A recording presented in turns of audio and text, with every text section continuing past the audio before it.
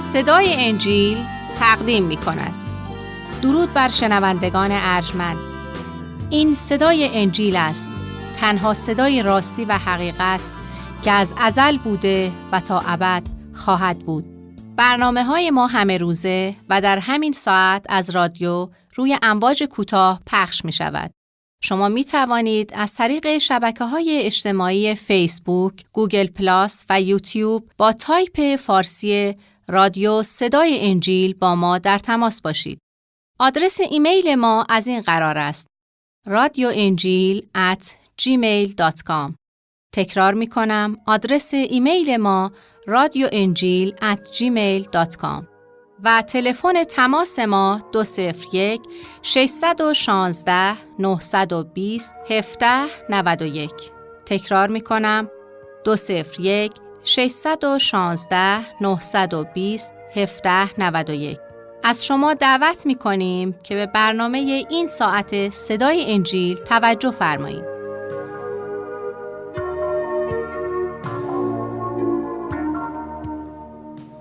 خداوندا، وقتی که به بزرگی و قدوسیت تو تفکر می‌کنیم، وقتی که جلال و عظمت و شکوه بی پایانت را در افکار خود مجسم می‌نماییم و وقتی که متوجه خلقت تو و کارهای عظیمت می‌شویم، به بی ارزشی و ضعف و ناتوانایی خودمون پی می‌بریم و متوجه می‌شویم که چقدر نسبت به اوامرت کوتاه آمده و از دستوراتت سرپیچی کردیم.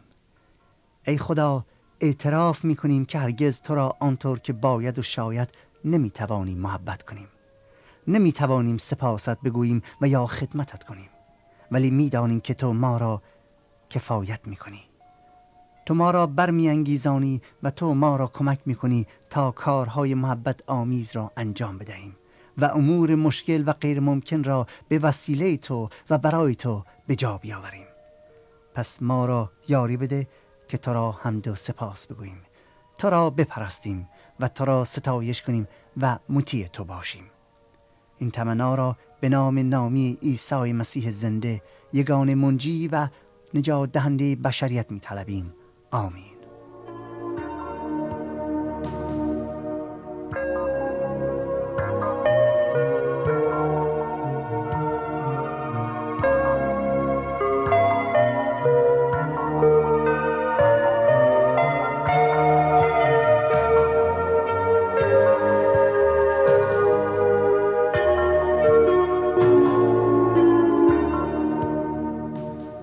عیسی مسیح می‌فرماید: من آمدم تا گناهکاران را بجویم و نجات بخشم. من آمدم تا گناهکاران را بجویم و نجات بخشم. کلام خدا را می‌گشاییم و دستورات و اوامر عیسی مسیح مقدس را که برای نجات و کاملیت انسان در حضور خدا عطا شده است را به جان می‌شنویم و مطیع می‌گردیم. عیسی مسیح از فصل 5 انجیل متی شروع به بازگو کردن دستورات آسمانیش می کند. دستوراتی که کاملترین و عالیترین معیار اخلاقی بشر مطابق اراده خداوند است و تاکنون نظیر آن را هیچ کس دیگری نیاورده و نمیتواند بیاورد، زیرا او اوامر و دستورات اخلاقی را کامل نمود و یک هدف نهایی و عالی برای انسانها به وجود آورد و به پیروان خود گفت: شما باید در این عالم فساد و ظلمت و شریر منعکس کننده سیرت و صفات الهی باشید. شما باید سیرت الهی را آشکار کنید. تعلیماتش اگرچه در وهله اول به ظاهر بعضیها ضعیف و سخیف می آید، اما وقتی به عمق آن می رسیم متوجه می شویم که بهتر از این دستوراتی در عالم هستی وجود ندارد، زیرا خداوند آن را کاملا به مسیح داد تا در او بر ما آشکار گردد. اوامر کامل خود را خدا در عیسی مسیح به ما عطا کرده است. در مورد رفتار ما که به خدا تعلق داریم و از آن او هستیم می‌فرماید: شما باید به سوی کمال قدم بردارید، شما باید کامل شوید همونطوری که خدا کامل است. معیار ما انسان‌ها که به مسیح ایمان آوردیم کاملیت است و کاملیت الهی. میگوید چشم بر او بیندازید و درس اخلاق را از او یاد بگیرید و می‌فرماید بین شما و شریران، بین شما که وارد ملکوت خدا شدید و جزئی از آن هستید، با کسانی که حقیقت او را رد کرده‌اند باید اختلاف و طریق زندگی متفاوتی باشد. میگوید شما هرگز عمل شریران را انجام ندهید، در عوض برعکس آن عمل کنید. اگر آنان ظلم میکنند شما به بهانه انتقام ظلم نکنید. اگر به شما تهمت میزنند شما به آنها تهمت نزنید. همونطوری که خدا هرگز بدی نمی کند شما نیز نباید هیچ وقت بدی کنید. زیرا هر نوع بدی، حال به هر اسم و هر دلیلی باشه، از نظر خدا رد شده است، از جانب خدا نیست. پس شما هم که به خدا تعلق دارید نبایستی سهمی در بدی داشته باشید. می‌فرماید خدا نیکوست، پس شما نیز نیکویی را روا دارید. انتقام از آن خداوند است، نه ما. حالا در فصل 6 عیسی مسیح دنباله تعلیمات خود را بازگو می‌کند. از آیه 1 الی 4 درباره صدقه دادن یا خمس و زکات دادن است. از آیه 5 الی 15 درباره دعا کردن و از آیه 6 الی 18 درباره روزه به ما درس و تعلیم می‌دهد. و سپس درباره گنج آسمانی و چراغ بدن و رابطه بین ثروت و خدا یا دارایی خدا صحبت میکنه که تا آخر فصل 6 یعنی آیه 34 ادامه دارد. حالا از شما دعوت میکنم که اگر انجیل مقدس رو در اختیار دارید لطفاً آن را به فصل 6 از انجیل مقدس متی بگشایید تا با هم آن را مطالعه کنیم. اگر شما از شنوندگان جدید ما هستید که هنوز انجیل مقدس رو در اختیار ندارید، منتها مایل به دریافت آن هستید، ازتون دعوت میکنم که حتما با ما مکاتبه کنید تا کلام خدا رو براتون ارسال بداریم. آدرس رو در پایان اعلام خواهیم کرد. این برنامه رو از صدای انجیل میشنوید. وقتی کسی مسیحی میشه و به جرگه ایمانداران میپیوندد، وارد ملکوت الهی میشه، کارها و وظیفه‌ای به عهده میگیره که او را در رشد و نمو معنویت یاری میدهد. در این ما در واقع بایستی بگیم که وظایفی روبرو میشه که بایستی اونو انجام بده. در 4 آیه اول در واقع عیسی مسیح اولین وظیفه رو آشکار میکنه و آن صدقه دادن است.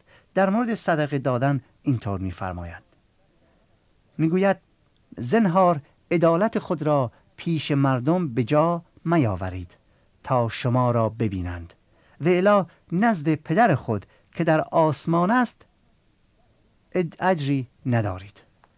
ولی چون صدقه دهی پیش خود کرنا منواز، چنان که ریاکاران در کنایس و بازارها میکنند تا نزد مردم اکرام یابند. هر آینه به شما میگویم اجر خود را یافتند. لکن تو چون صدقه دهی دست چپ تو از آنچه دست راستت میکند مطلع نشود.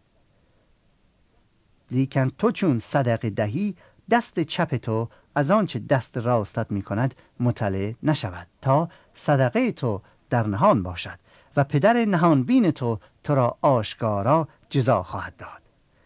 دوستان، موضوع صدقه دادن در تمام مذاهب یکی از دستورات مهم و حتی جزو عبادت محسوب میشه، ولی میتوان گفت که در مسیحیت صدقه دادن از خدمات محسوب میشه، از وظیفه‌های انسانی محسوب میشه که خداوند اون رو امر کرده است در این عالم انجام بدهیم.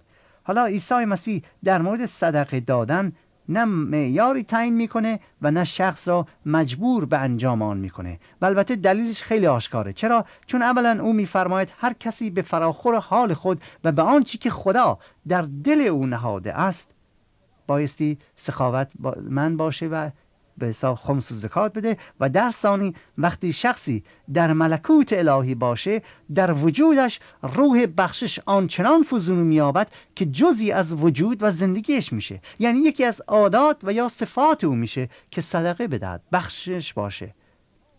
در آیات دیگر او تعلیم میده که تمام دارایی ما به خدا تعلق دارد و آنچه داریم در واقع امانتی است از جانب او و ما باید با دارایی خودمون، حالا یا کم یا زیاد، طبق راهنمایی خدا ببخشیم.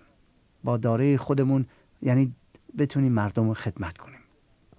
بنابراین هر مسیحی به منظور ابراز حق شناسی نسبت به آنچه که خدا به طور امانت به او سپرده است باید از روی میل و راضی رضایت کامل هدایای تقدیم خدا کند تا برای پشتیبانی شبانان و انجام امور کلیسایی و کمک به فقرا و بیماران و بیوه زنان و یتیمان رسیده و حتی برای رسانیدن مژده نجات مسیح بدهند تا کسانی که پیام مسیح را نشنیدند اون رو بشنوند تا این پولی که میدهند مورد استفاده کار خیر باشه.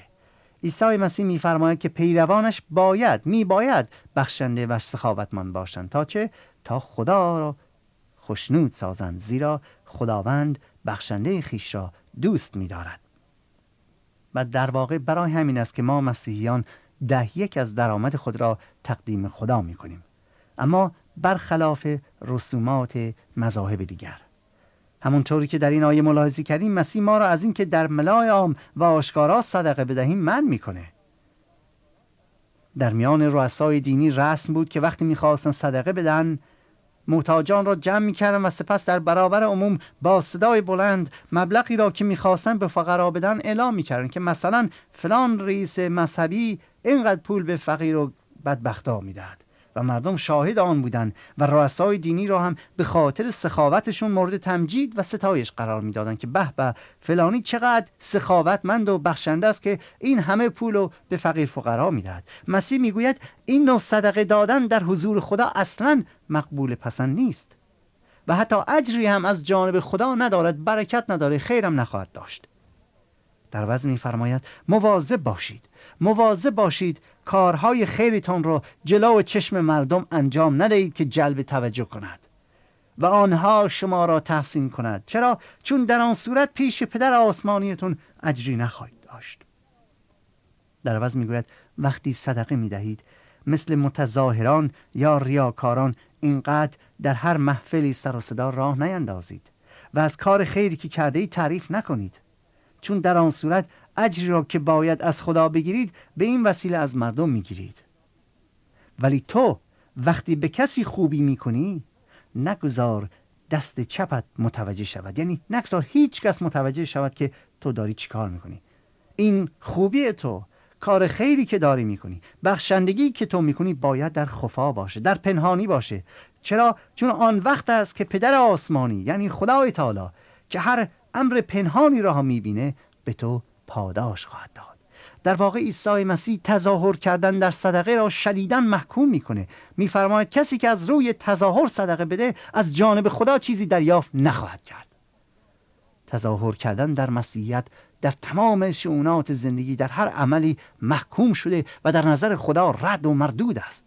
عیسی مسیح میفرماید شما از جان و دل بخشش را پیشه خود نموده و بگذارید که فقط خدا شما را پاداش بدهد. راستی دوستان عزیز، شما چگونه سخاوتمندیتون رو ابراز می‌دارید؟ در ملای عام می‌گذارید مردم بدونن تا بگن به به فلانی چقدر بخشنده و مهربانه؟ اگر این کار رو بکنید در درگاه خدا چیزی رو نمی‌گیرید. در خفا، در پنهانی بایستی خدمت کرد. سپس مسیح در مورد دعا شاگردان خود را تعلیم میده. در مورد دعا دوستان عزیز که از ارکان اصلی مسیحیت است میتوان گفت که مهمترین و اساس ایمان ما بر آن است. مطالب بسیار زیاده و در این حال بسیار مختصر. میتوان بگیم که بدون دعا هیچ مکالمه‌ای با خدا انجام نمیشه. کتاب مقدس به ما تعلیم میده که وقتی ما کلام خدا را میخونیم، وقتی انجیل را میخونیم، این خداست که در حقیقت با من و شما سخن میگوید. ولی وقتی که ما دعا میکنیم این ما هستیم که با خدا حرف میزنیم، با خدا درد دل میکنیم. بارها شما عزیزان از ما پرسید که مسیحیان چگونه نماز میگذارن و مثلا به کدوم طرف نگاه میکنن و چند مرتبه دعا و نماز را در روز به سر میآورن. دوستان عزیز، جواب این سوالها را در این قسمت از کلام خدا میتوان پیدا کرد. اول همه لازم است بگویم که خدای تعالی وقت و زمان معینی را برای مشارکت و مصاحبت بندگانش با او تعیین نکرده است.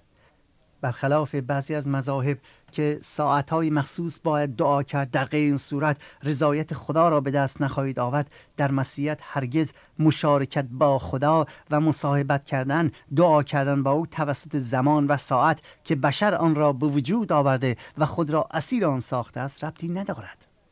در انجیل مقدس آمده است که در هر لحظه و هر ساعت خداوند را بسرایید، خداوند را ستایش کنید، همیشه او را حمد و ثنا بخوانید و عبادت کنید و دعا کنید. همیشه دعا کنید و در آن کاهلی نورزید.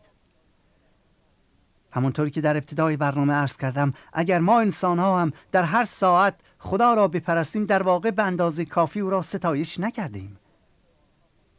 سپس در مورد نحوه دعا و ساعات دعا و یا دعا کردن به زبان مخصوص، عیسی مسیح توجه ما را به این چیزها جلب نمی‌کنه، بلکه به نوع رابطه‌ای که با خدا داریم جلب کرده و میگوید همونطور که فرزندان در هر زمان و مکانی که مایل باشند میتونن به نزد پدر خود بروند و با او سخن بگویند، شما نیز همانند فرزندان روحانی قادرید به حضور خدا برید و هر وقت و در هر جایی که هستید با خدای خود، با پدر آسمانی خود راز و نیاز کنید و دعا کنید. میگوید طرز دعا کردن و یا روی کردن به مکان خاص در دعا اثری ندارد، بلکه مهم آن است که خدا را با صمیمیت و با تمام فکر و جان و قلب و هستی خودمون عبادت و پرستش کنیم. ما مسیحیان در همه جا دعا میکنیم، نه 5 مرتبه در روز، بلکه هر قدر که بتونیم، هر قدر که اشتیاق داشته باشیم، در کلیسا و دور از هم، در هر جا که باشیم، در محل کار، با خانواده‌مون، در منزل، در حینی که راه میریم، در سکوت دعا میکنیم. غالب مسیحیان از روش عیسی مسیح پیروی کرده و همیشه روز خود را با مطالعه کلام و در دعا به سر میآورند و شروع میکنند. یعنی ابتدای روز را با کلام خدا آغاز میکنند و با خدا صحبت میکنند و در تمام روز در عینی که مشغول کار و زندگیشون هستند، در فکرشون با خدای تعالی به گفتگو میپردازند. در دعای خودشون جملات تکراری رو بر زبان نمی آورند. چرا؟ چون بی معنیه و عیسی مسیح اون رو منع کرده است. در عوض خدا را به خاطر نعمات بی پایانش، به خاطر فیض و رحمتش دائما سپاس می گوییم. در دعا به گناهان و خطایای خود اعتراف می‌کنیم. در دعا طالب بخشش و مغفرت می‌شویم.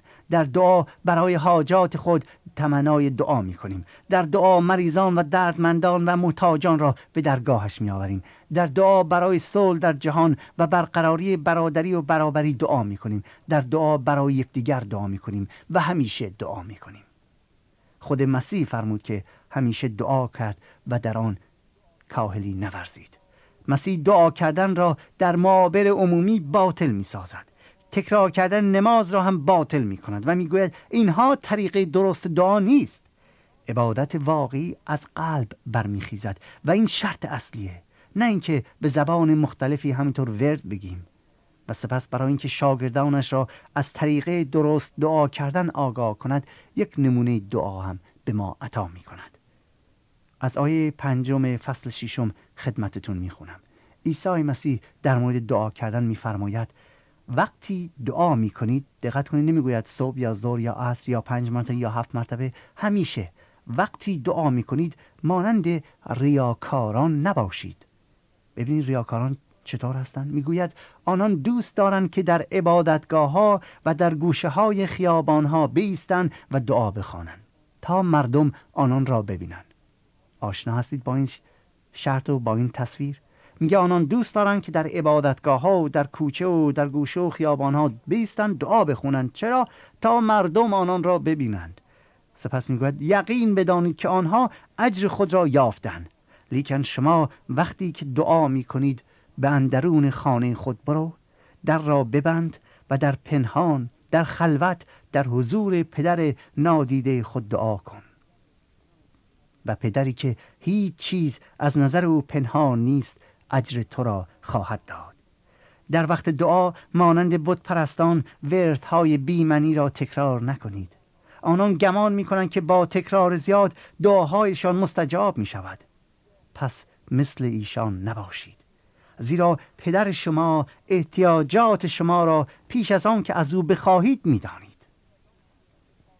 در این آیات عیسی مسیح به دو موضوع مهم اشاره می کند. اول عبادت را در خلوت به جا آوردن و دوم تکرار باطل نکردن. دعا نباید وردی باشه که مثلا روزی 5 مرتبه یا مثل یهودیان روزی 7 مرتبه تکرار کنید. اگر یک بار تقاضایی کردید، اگر ایمان داشته باشید که خدا دعایتون رو میشنود، پس چه لزومی دارد که مجددا همان را بارها و بارها تکرار کنید؟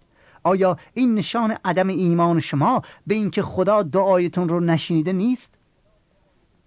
لازم است که بگویم جهت دعا کردنم اصلا ربطی به پذیرش دعا ندارد. در هر سوی نظر کنی خدا در آنجاست و خدا تو را خواهد شنید. خیلی مهمه دوستان عزیز که نحوه دعا کردن را بدانید. پس از اینکه عیسی درباره دعا کردن این مطلب را روشن میکنه، برای اینکه شاگردانش را با دعا کردن آشنا کنه، به آنها نمونه دعا میدهد. حالا این بدان معنی نیست که هر مسیحی فقط باید همینطور دعا کنه و این دعا را دائما تکرار کنه. خیر، مقصود از این نمونه این است که در دعا به چیزهایی توجه داشته باشد همانطوری که در دعای نمونه داریم، یعنی به خدا. در واقع می توان گفت که دعای مسیحی بر روی این اساسها بنا شده است. دعای مسیحی اول شامل پرستش و ستایش خدای تعالی است. دوم طالب اراده خدا شدن در زندگی شخصی و دنیاست. سوم تقاضای احتیاجات روزانه است. چهارم تقاضای بخشش و لطف خدا و اعتراف به گناهانه. پنجم تمنای قدرت خدا برای زندگی پاک و مقدس. ششم ستایش خدا به خاطر شنیدن دعاها و پرستش نام مقدسش، یعنی در واقع ثابت می‌کنه که ایمان داریم. ایمان به این که خدا دعای ما را شنیده و پاسخ می‌دهد. 2 بار هم در اول دعا و هم در آخر خداوند را ستایش خواهیم کرد. در این دعای نمونه مسیح توجه ما را به پرستش خدا می‌کنه. این دعای نمونه است، نه اینکه ما همیشه بایستی همینطور دعا کنیم، بلکه این خصوصیات را در دعای خودمون باید داشته باشیم. می‌فرماید پس شما اینطور دعا کنید: ای پدر ما که در آسمانی، نام تو مقدس باد، ملکوت تو بیاید، اراده تو چنان که در آسمان است بر زمین نیز کرده شود. نان کفاف ما را امروز به ما بده و قرض‌های ما را ببخش چنان که ما نیز مقصرین خود را میبخشیم. و ما را در آزمایش میاور، بلکه از شریر رهایی ده، زیرا ملکوت و قوت و جلال تا ابدالآباد از آن توست. آمین. سپس عیسی در ادامه گفتارش فرمود: زیرا هرگاه تقصیرهای مردم را بیامرزید، پدر آسمانی شما نیز گناهان شما را خواهد آمرزید. ولی اگر تقصیرهای مردم را نیامرزید، پدر آسمانی شما هم تقصیرهای شما را نخواهد آمرزید. در اینجا دوستان عزیز رابطه بسیار مهم و مستقیمی بین بخششی که از خدا طالبیم و بخششی که ما باید نشان بدهیم وجود دارد. میگوید وقتی که در دعا از خداوند تمنای بخشش میکنید، بایستی بگویید که ای خداوند گناهان ما را ببخش همونطوری که ما نیز مقصرین خود را بخشیده ایم. بعد میفرماید اگر تقصیرهای مردم را بیامرزید، پدر آسمانی شما نیز گناهان شما را خواهد آمرزید. ولی اگر تقصیرهای مردم را نیامرزید، پدر آسمانی شما هم تقصیرهای شما را نخواهد آمرزید. به عبارت دیگر انتظار نداشته باشید خدا رحمت خودش رو به شما نازل کنه و شما را ببخشه اگر شما حاضر نیستید هم نوعان خود را که به شما بدی کردن، ظلم کردن ببخشید. در مورد اهمیت این مطلب و دعا به خاطر کمی وقت اجازه میخوام که در برنامه آینده مطالبی را به عرضتون برسونم، ولی در خاتمه باز میخوام توجه شما را به این مطلب بسیار مهم مبذول دارم که اگر من و شما حاضر نباشیم خطایا و شرارت‌ها و ظلم‌هایی که مردم به ما کردن را ببخشیم، بدانید که دعامون باطله. نباید انتظار داشته باشیم که خدا خطایا و شرارت و گناهان ما را ببخشه وقتی ما حاضر نیستیم بخشنده باشیم. اگر ما می‌خواهیم از رحمت و بخشش خدا بهره مند بشویم، باید حاضر باشیم که بندگان خدا را که نسبت به ما ظلم و جفا و بدی کردند ببخشیم. زیرا پدر آسمانی یا خدای تعالی شما را زمانی میبخشد که شما آنانی را که به شما بدی کرده اند بخشیده اید. راستی دوستان عزیز، آیا شما با خدا صحبت میکنید؟ آیا رابطه معنوی خود را با او برقرار نموده و آن را هر روز مستحکم‌تر میکنید و هر روز میتونید به حضور خدا بیایید با او صحبت کنید؟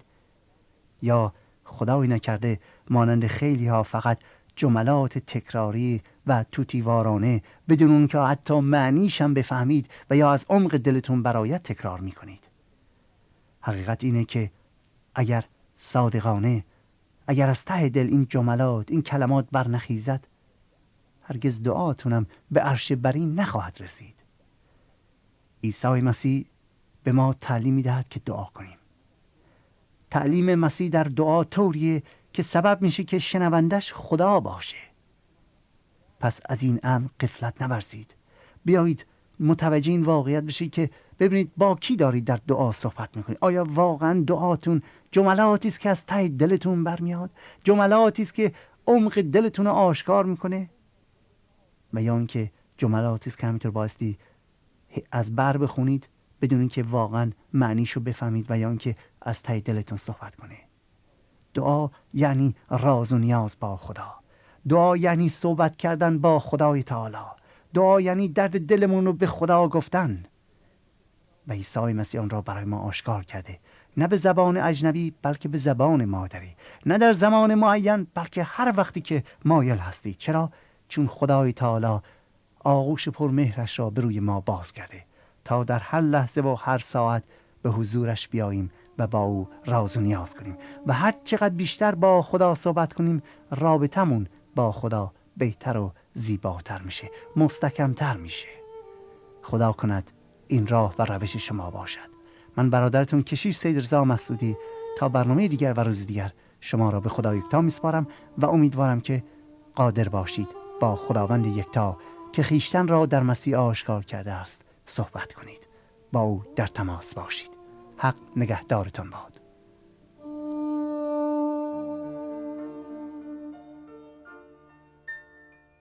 آنچه شنیدید برنامه‌ای بود از رادیو صدای انجیل. خوشحال می‌شویم که با ما مکاتبه کنید و از نشریات و ادبیات ما استفاده نمایید و از طریق شبکه‌های اجتماعی فیسبوک، گوگل پلاس و یوتیوب با تایپ فارسی رادیو صدای انجیل همراه ما باشید. همچنین از طریق تلفن و ایمیل نیز می توانید با ما تماس بگیرید. آدرس ایمیل ما از این قرار است: radioinjil@gmail.com. تکرار می کنم، ایمیل ما radioinjil@gmail.com و تلفن ما 201-616-920-1791. تکرار می کنم، 201-616-920-1791. تا برنامه دیگر و روز دیگر، خدای یکتا و مسیح زنده با شما باشد. ماراناتا، یعنی خداوند به زودی برمیگردد. آمین.